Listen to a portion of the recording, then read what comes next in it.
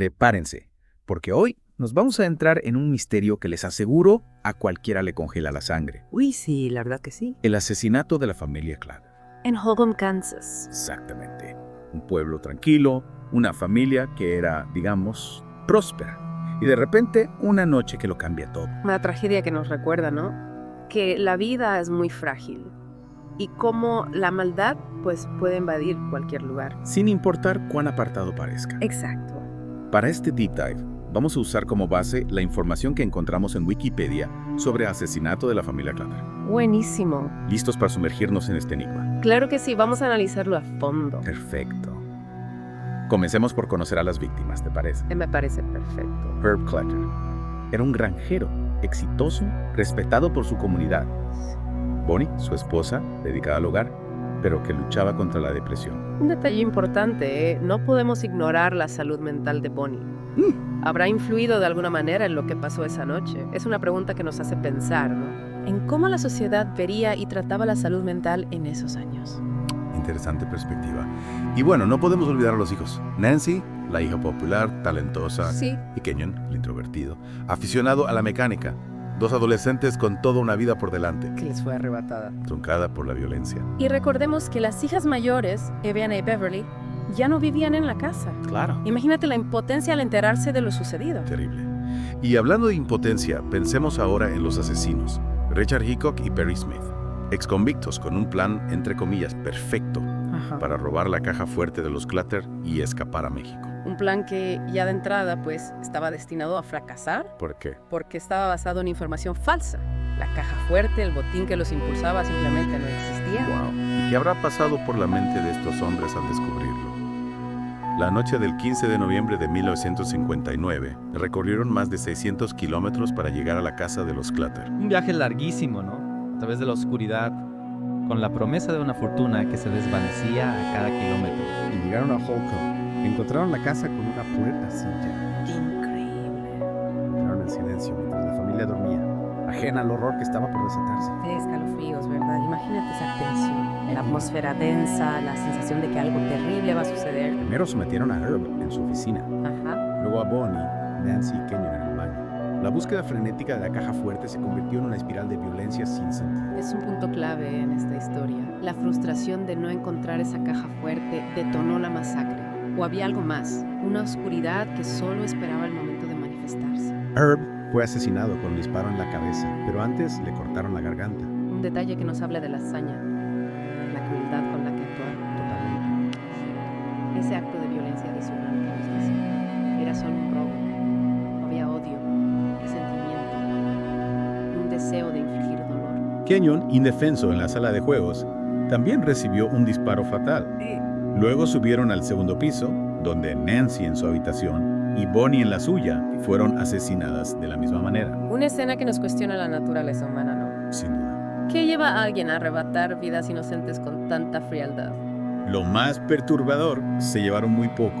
Una radio, binoculares y menos de $50. Tanto horror por tan poco. Es una paradoja, ¿no? Totalmente. El valor material era solo una excusa o había algo más, una motivación que todavía no podemos descifrar. Y en medio de este panorama desolador, surge una discrepancia entre los asesinos. Ah, Smith acusa a Hickok de matar a Nancy y a Bonnie, sí. pero no firma la confesión. Un giro inesperado que nos deja más preguntas que respuestas. ¿Estaba protegiendo a la madre de Hickok, como él decía? ¿O hay algo más detrás de su silencio? 6 semanas después, el largo brazo de la justicia los alcanza en Las Vegas. La captura marca el inicio de un nuevo capítulo, ¿no? Claro. En esta historia. Uno que nos lleva a la sala del juzgado y la búsqueda de respuestas, en medio del dolor y la consternación. Y con la captura de Hickok y Smith, se abre un nuevo capítulo. Pero la historia no termina ahí. No, para nada. Viene el juicio. Exacto, un juicio que conmocionó al país. Claro. Las pruebas abrumadoras contra ellos, Sí. huellas dactilares, testimonios, incluso la confesión de Smith, aunque Len no haya firmado la parte que lo incriminaba en los asesinatos de Nancy y Bonnie. Un juicio que, pues, atrajo la atención de todo el país, ¿no? Y convirtió a este pequeño pueblo en el epicentro de un debate nacional. Sobre la justicia, la moral. La pena de muerte. Y en medio de todo este revuelo mediático, aparece un personaje clave, Truman Capote, un escritor con una fascinación, una obsesión, podríamos decir, por este caso, Sí, que lo lleva a crear una obra maestra del true crime. a sangre fría. Exactamente, Sangre Fría. Un libro que no solo narra los hechos, sino que nos sumerge en la mente de los asesinos. En sus motivaciones, sus miedos. Sus sueños rotos. Capote logra humanizar a los monstruos. Es increíble cómo logra transportarnos a Holcomb, a esa atmósfera de tensión, de miedo que se respiraba en el pueblo. No solo nos cuenta la historia, nos hace sentir parte de ella. Y para escribir A Sangre Fría, Capote se pasó 6 años investigando, entrevistando a los habitantes de Holcomb, A los investigadores. a los propios asesinos. Imagínate esas conversaciones con Hickok y Smith. ¿Habrá logrado meterse en la mente de estos hombres? Totalmente. No. Comprender la oscuridad que los habitaba. Un aspecto fascinante del libro, sin duda. La capacidad de Capote de conectar con los asesinos, de generar empatía sin justificar sus actos. Por supuesto. Bueno, A Sangre Fría se convierte en un éxito instantáneo, un fenómeno cultural que cambia la forma de contar historias reales. De hecho, se le considera el precursor del nuevo periodismo. Así. Un género que combina la rigurosidad periodística, ¿no?, con la narrativa de la novela. Increíble cómo un crimen tan atroz puede dar lugar a una obra de arte tan poderosa. Capote convirtió la tragedia en una reflexión Sobre la naturaleza humana, sobre el bien y el mal. sobre la complejidad de la vida misma, Y A Sangre Fría impulsó también el género del true crime que sigue fascinando hasta el día de hoy. a lectores y espectadores. Por supuesto. Y el caso Clutter sigue siendo uno de los más emblemáticos. Sin duda. Películas, documentales, series Todos buscan descifrar el enigma, ¿no? que se esconde detrás de este brutal crimen. Un caso que nos atrapa por el misterio, por la aparente falta de lógica, por el contraste, ¿no?, entre la tranquilidad de Holcomb y la brutalidad del crimen. Y hablando de misterio, hay un detalle que siempre me ha intrigado. La discrepancia en las confesiones. Ajá. Smith acusa a Hickok de matar a Nancy y a Bonnie, ¿Sí? pero no firma esa parte de la confesión. ¿Por qué? Exactamente. ¿Por qué? Es una pregunta que ha generado mucha especulación. Mucha. Algunos creen que Smith protegía a la amada de Hickok, como él decía. Sí. Otros piensan que tal vez quería llevarse la culpa de sus asesinatos a la tumba, como una última muestra de control. De control sobre la narrativa. Es difícil saber con certeza qué pasaba por su mente. Claro. Lo cierto es que esa discrepancia añade otra capa de misterio al caso, una sombra que todavía no se ha disipado por completo. Es que esa es la magia del caso Clutter, ¿no? Que a pesar de los años, a pesar de todas las investigaciones, los análisis, siguen habiendo preguntas sin respuesta, detalles que se nos escapan. Un enigma que nos invita a seguir explorando. Es como si este caso se negara a ser olvidado, como si las víctimas, desde el silencio de la muerte, nos siguieran interpelando, exigiendo que busquemos la verdad. Que no les demos la espalda. Y es esa búsqueda de la verdad la que nos lleva a analizar no solo los eventos, sino también el contexto. ¿A qué te refieres? Me refiero a que para comprender la magnitud de este caso tenemos que mirar más allá de la escena del crimen, analizar la época, la sociedad, las circunstancias que rodearon a los asesinos, a las víctimas, a la investigación. Es un enfoque interesante. ¿Podrías darnos algunos ejemplos? Claro que sí. Por ejemplo, la salud mental de Bonnie Clutter. Un tema que mencionamos al inicio. En la década del 50, la depresión no se entendía ni se trataba como hoy en día. El estigma era enorme y muchas personas sufrían en silencio. Es cierto.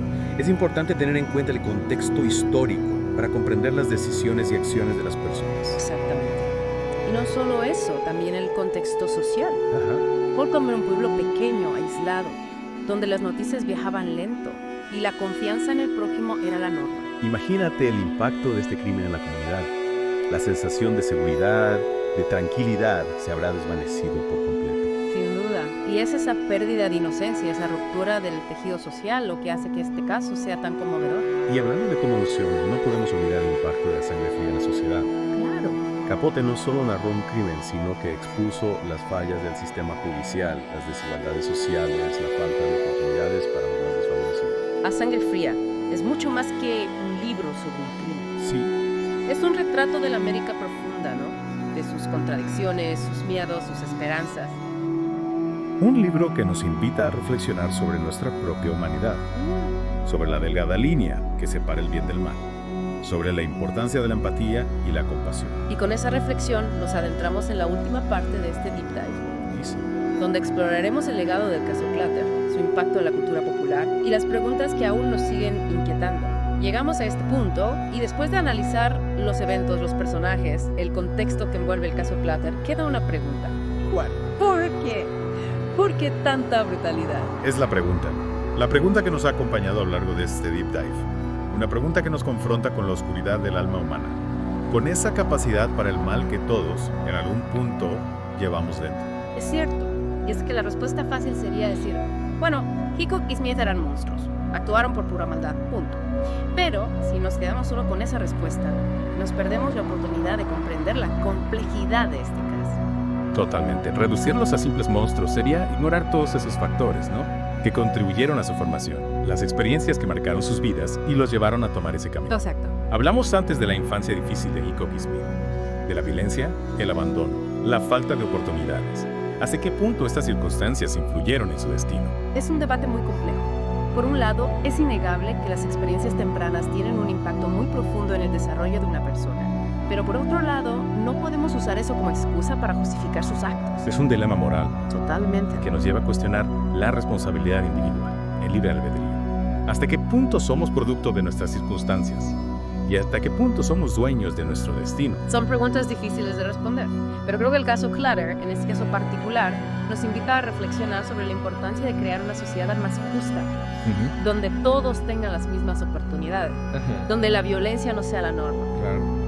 Y hablando de violencia, recordemos ese detalle que nos dejó a todos tan impactados, ¿no? Smith impidió que Hickok violara a Nancy.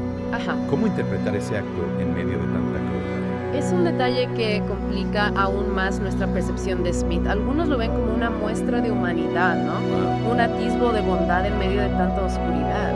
Otros lo interpretan como un acto de posesión, un intento de controlar a Nancy, incluso en la muerte. Dos lecturas totalmente opuestas, Totalmente. que nos recuerdan que la realidad no es blanco-negro. Existen muchos matices, muchas interpretaciones posibles. Exactamente. Y esa es la complejidad lo que hace que este caso siga siendo tan fascinante, tan inquietante. Y hablando de inquietante, ¿qué podemos decir del impacto que ha tenido este caso en la cultura popular? La sangre fría de Capote, las películas, los documentales. Es un caso que ha trascendido, ¿no? Las páginas de la crónica policial para convertirse en un referente cultural. Una fuente de inspiración para artistas, escritores, cineastas. Y es que el caso Clutter tiene todos los elementos para una gran historia. Sin duda. El misterio, la tragedia, la lucha entre el bien y el mal. Pero no olvidemos que detrás de la narrativa, detrás de esa fascinación, digamos, morbosa, hay una historia real, un dolor que todavía perdura. El asesinato de la familia Clutter nos recuerda la fragilidad de la vida, la importancia de valorar cada momento, de construir un mundo donde la violencia simplemente no tenga cabida. Y con esa reflexión llegamos al final de este Deep Dive. Esperamos que les haya ayudado a comprender un poco mejor la complejidad del caso Clutter, sus implicaciones, su legado. Muchísimas gracias por acompañarnos en este viaje, en este Deep Dive, a las profundidades de un caso que a pesar de los años transcurridos sigue desafiando nuestra comprensión del mundo y de nosotros mismos.